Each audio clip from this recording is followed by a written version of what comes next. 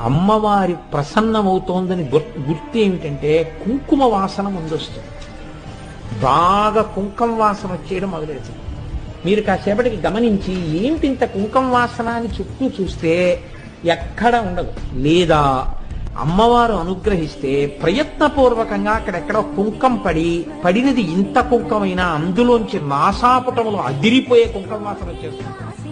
అంటే అమ్మవారు అక్కడే ఉండి అనుగ్రహించేస్తోందని గుర్తు. ఇది ధ్యానమగ్నులైన వారికి మాత్రమే తెలుస్తుంది ఈ రహస్యం. కాబట్టి అమ్మవారి అనుగ్రహం ఒకటి లోకంలో మీరు బాగా జ్ఞాపకం పెట్టుకోండి. హనుమ యొక్క అనుగ్రహం ఒకటి. ఈ రెండు చాలా తొందరగా వచ్చేస్తాయండి, చాలా తొందరగా కనపడతాయి. ఎక్కువ సమయం పట్టదు, చాలా తొందరగా అమ్మవారు అనుగ్రహించేస్తుంది. తల్లి తల్లే, అమ్మ